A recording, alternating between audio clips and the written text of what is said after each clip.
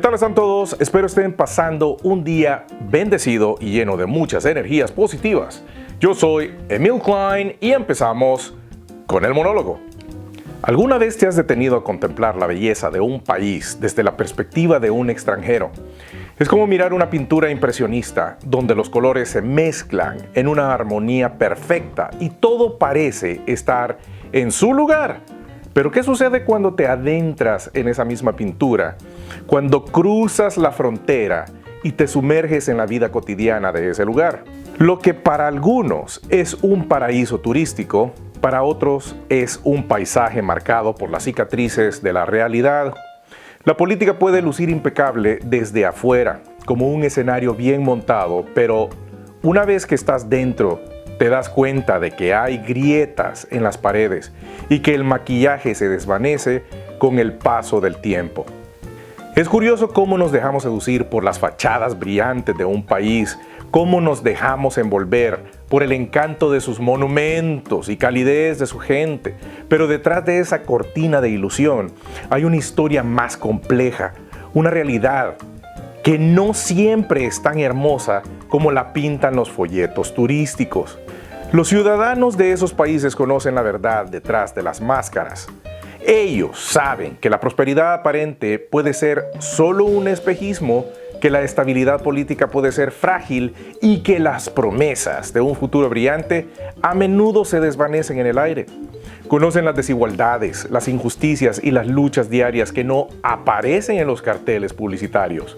Pero quizá la verdadera belleza de un país no se encuentra en sus paisajes pintorescos o en sus edificios imponentes, sino en la capacidad de sus ciudadanos para resistir y adaptarse, para encontrar esperanza incluso en medio de la adversidad. Porque al final del día, la verdadera grandeza de una nación no se mide por su apariencia externa, sino por la fuerza y la determinación de su gente. Así que la próxima vez que te encuentres maravillado por la belleza de un país extranjero, recuerda mirar más allá de la superficie, adentrarte en sus historias no contadas y escuchar la voz de quienes realmente conocen su corazón. Porque solo entonces podrás comprender la complejidad y la verdadera esencia de ese lugar que tanto te fascina. Dicho esto, vamos a ver este video que me pareció chocante y raya en lo cotidiano, es decir, un cliché total. Lo que veo es que el presidente ha definido lo que él califica como problemas de origen, es decir, problemas que afectan a El Salvador, que son estructurales, que son transversales y que afectan a todos los ámbitos de la vida de los ciudadanos. Primer problema de origen que definió el presidente Bukele para poder avanzar como país: la seguridad. Hablamos de un país que acaba de vivir una guerra civil durante 12 años, a la que se puso fin a través de los falsos acuerdos de paz firmados en 1992 en México, de los cuales lo único que se ha cumplido es lo que ha beneficiado al FMLN y a los partidos tradicionales, tanto en el gobierno como en la oposición. ¿A qué me estoy refiriendo, por ejemplo? El presidente Bukele se dirigió, si me equivoco en algún dato, me corriges, por favor, yo soy con toda confianza. El presidente Bukele se dirigió en la Asamblea Nacional, en su discurso de la Nación en junio de 2023, si mal no recuerdo, y anunció 3 grandes medidas a través de decretos legislativos para poner en marcha al país. Primera medida: reducir las alcaldías de 262, si mal no recuerdo, que tenéis en El Salvador, a 44. Eso no significaba perder la identidad cultural de los municipios, porque se iban a reorganizar a través de distritos. ¿Qué significaba? Que le pegas una patada en el culo al gasto público ineficiente, porque de 262 alcaldes pasas a tener 44. Y con eso suprimes jefes de gabinete, asesores, tesoreros, asistentes, el asistente del asistente. Toda esa carga política que pagan los salvadoreños con sus impuestos. Y ahora precisamente estáis en plena declaración de la renta, que creo que os quedan 4 días para acabar. Ánimo, que nosotros aquí en España también estamos en ese proceso. Así es. La medida que anunció el presidente Bukele en ese discurso ante la nación fue reducir los diputados de la Asamblea Nacional, porque en la actualidad tenéis 84 diputados, congresistas. Pero esto no siempre ha sido así. Antes de la firma de los acuerdos, de los falsos acuerdos de paz en 1992, vuestra Asamblea Legislativa tenía 60 congresistas. ¿Qué es lo que ocurre? Que dentro de esos falsos acuerdos de paz hubo que colocar a todos. Todos tenían que tener garantizado su sueldo público y meter también al FMLN. Y eso es lo que hizo que se incrementara de 60 a 84 congresistas. Una medida que fue declarada incluso inconstitucional por la Sala de lo Constitucional de la Corte Suprema de El Salvador. ¿Qué hicieron para mantener sus privilegios políticos? Cambiar la ley. Y así mantuvieron los 84 diputados. El presidente Bukele anuncia drástica reducción. Y la última gran medida que anunció el presidente Bukele en ese discurso ante la nación, ves que te estoy hablando todo de problemas de origen, de problemas transversales, que están al margen de ideologías, que nos afectan a todos, seas de derecha, de izquierda, de centro o medio pensionista. La tercera gran medida que anunció el presidente Bukele fue declararle la guerra contra la corrupción. Yo te tengo que decir una cosa, José. No entiendo cómo el presidente Bukele sigue vivo a fecha de hoy. Porque se ha atrevido a enfrentarse a enemigos tan poderosos y todos a la vez. Que no haya sido asesinado me parece milagroso. Y fíjate, más allá de la guerra contra las pandillas, que ya de por sí es algo tremendo, atreverte a enfrentarte a quien lleva sembrando el caos durante más de 5 décadas a través de auténtica guerra en El Salvador, enfrentarte a los delincuentes de guante blanco, a quienes verdaderamente y en la sombra dominan el país, corrompiendo todas y cada una de las instituciones. Pero, ¿alguien puede imaginar todo lo que ha puesto en jaque el presidente Bukele declarando esta guerra contra la corrupción? ¿Cuántos sueldos públicos? ¿Cuánta gente come fraudulentamente del impuesto de los salvadoreños? Bueno, pues la primera medida ha sido declarar imprescriptibles los delitos de corrupción. Precisamente en el día de ayer se declaraba por parte de vuestra Asamblea Nacional concluida esa comisión de investigación sobre los sobresueldos que se han llevado a cabo, distrayendo de la partida reservada de presidencia unos sobresueldos para distintos cargos públicos, que ahora se ha remitido las conclusiones a la Fiscalía para que se pueda iniciar un proceso penal y que pague hasta el último corrupto todo lo que tenga que pagar. Y la segunda medida que anunció precisamente en diciembre de 2023 el presidente Bukele en este ámbito fue construir una gran cárcel para los corruptos. Igual que tenemos la cárcel para las maras, ahora va a haber una cárcel para los corruptos. Y lucha implacable contra la corrupción. Algo que yo personalmente quisiera agregar a todo esto, y es que el presidente Bukele... Vamos a ver, empieza recordando los falsos acuerdos de paz y estoy totalmente de acuerdo con eso. Nos habla de cómo los partidos de antaño solo llegaron a robar y a hacer su agosto.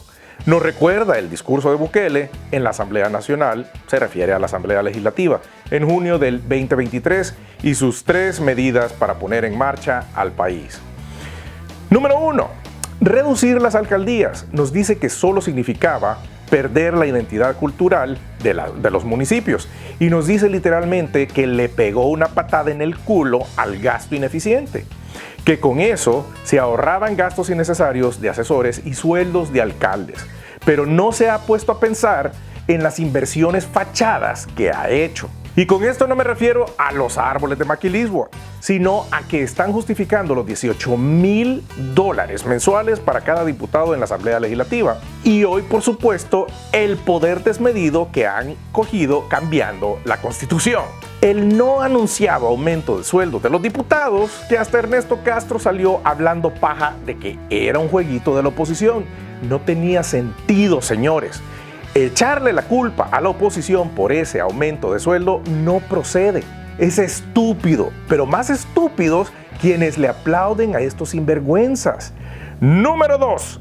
Reducir los diputados de la Asamblea Legislativa, que en la actualidad tenemos 84 diputados, que para los acuerdos de paz teníamos 60 congresistas, pero se aumentaron el número actual para poder darle trabajo bien remunerado a los muertos de hambre que llegaron en ese entonces. Hoy día, luego de las elecciones, se reducirán nuevamente a 60 diputados. Número 3. La guerra contra la corrupción. Pero, ¿a dónde dejan los negocios debajo de la mesa de Cristian Guevara y los sobresueldos de Carlos Acevedo, el padre de Rodrigo Ayala y el padre de William Soriano?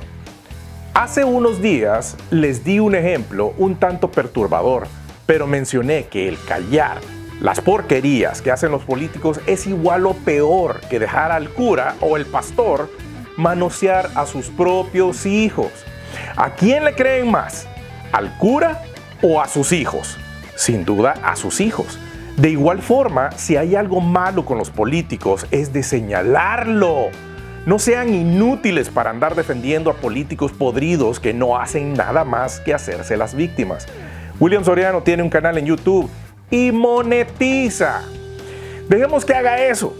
Pero como político, ¿qué demonios hace con el dinero? ¿Acaso lo dona? No, se lo agrega al sueldito de $4,800 mensuales. O sea, y luego va a la asamblea a poner a su papá como que vende pescado. No jodan. Es un pinche sinvergüenza que mientras sus hijos, a duras penas, y tienen estudios, los hijos de esos corruptos que tuvieron sobresueldos fueron a otros países a estudiar. No es ser envidioso. Es simplemente analizar por qué demonios el salvadoreño de a pie tiene que pagarle los estudios a semejantes basuras. Y lo peor de todo es que estas familias corruptas nunca van a devolver un centavo. Pues claro, ¿qué le vamos a decir a Rodrigo Ayala? Anda a vender tu piano y donarlo al Bloom, como lo dijo el hipócrita corrupto de Cristian Guevara, queriendo quedar bien con el vulgo, diciendo que él va a donar el dinero de una demanda que él mismo ha perdido porque ha aceptado que sí tenía vínculos con las empresas que fueron mencionadas. Esto es algo que los extranjeros no conocen, pero es porque Bukele y sus diputados se aseguran de mantener limpia la publicidad. Siempre bloquean a quienes les argumentan las cosas. Yo pensé que solamente bloqueaban a los patanes que los insultaban, pero Bukele me bloqueó por aclarar algo sobre el FMI. Ahora les cuento el chambre. Resulta que el 5 de abril del corriente año, Bukele salió muy contento en Twitter diciendo que el FMI estaba admirando la excelente gestión del gobierno salvadoreño, como Nayib Bukele había logrado reducir la inflación, cómo había logrado robustecer las remesas y cómo la seguridad había mejorado. Señores, de todo eso yo habría elogiado cómo ha mejorado la seguridad en el país, si no fuera porque a cada rato vuelven a meter presos a los mismos mareros que agarraron hace 2 meses atrás. No me gusta ni pensar en el hecho que dejaron libre al Crook y que lo peor fue que le dieron hotel en donde quedarse y transporte para salir del país. Que si eso me consta, pues esas versiones han sido confirmadas por las investigaciones de un periódico o de varios periódicos y por el mismo FBI de Estados Unidos. Ya si ellos están inventando algo, pues vayan a averiguarlo ustedes y me lo confirman. Ahora, resulta que hasta negociaron con un cártel para atrapar al marero este y que se lo regresaran a El Salvador lo antes posible. No, hombre. ¿Y qué seriedad están mostrando estos politiqueros de mierda? Dígame usted.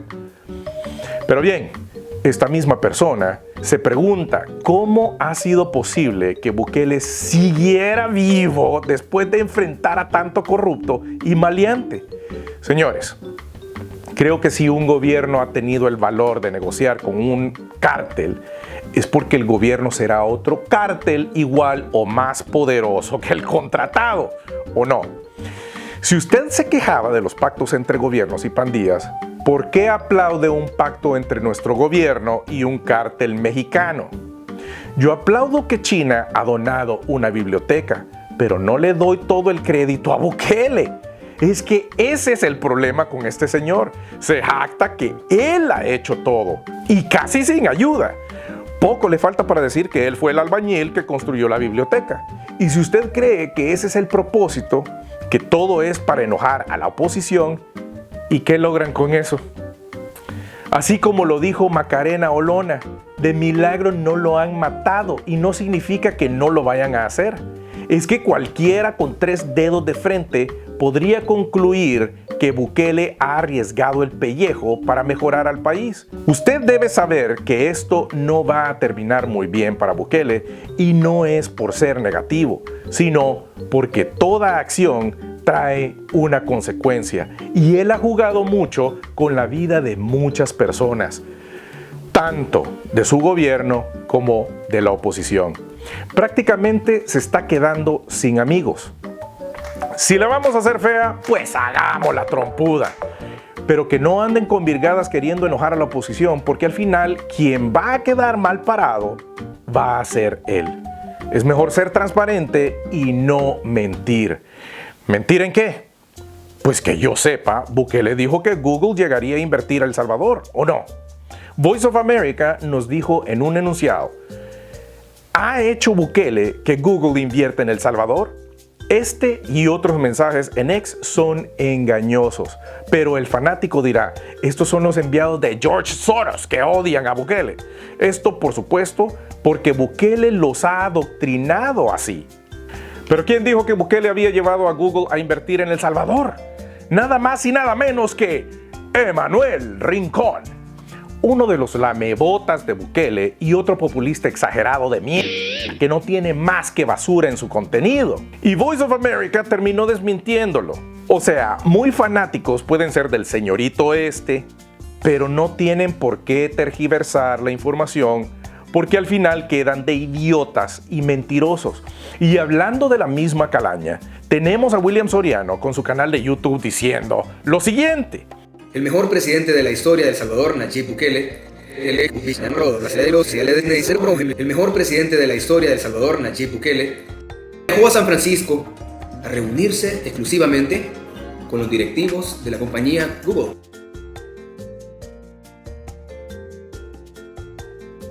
Nayib Bukele lleva a Google a invertir a El Salvador. O sea, él dirá lo que dijo porque lo leyó en Twitter. Y yo le digo, lo que hace el mono, hace el mico. El mejor presidente de la historia de El Salvador, Nayib Bukele. ¡Wow! Casi que se le lanza desnudo a Bukele. Es que son unos lamebotas por no llamarles lo que se merecen.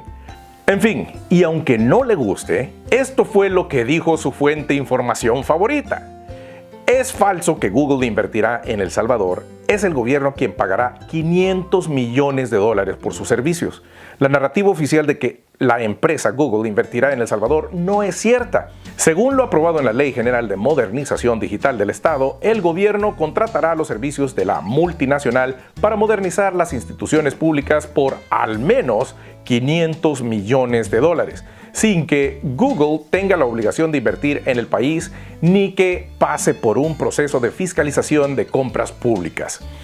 Señores, no es lo mismo decir aquí vengo a ayudarles que los contratamos para que nos den un servicio. Y usted me dirá, ¿cuál es el problema? Si después de todo es un cambio radical para El Salvador.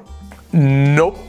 El hecho que los diputados se presten para mentir y exagerar todo solo indica que están necesitados de algo.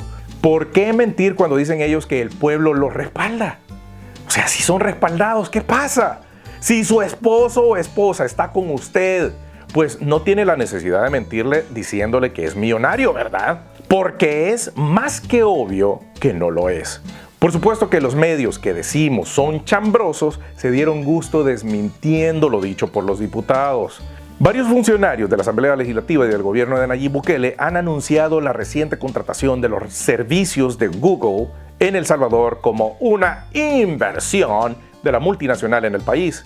Cristian Guevara, jefe de la bancada oficialista de Nuevas Ideas, dijo en su cuenta de X que Google ha decidido apostar por El Salvador tras una alianza anunciada por el gobierno. El mensaje fue secundado por el metido de William Soriano, quien destacó que Google invertirá en El Salvador gracias al presidente Nayib Bukele.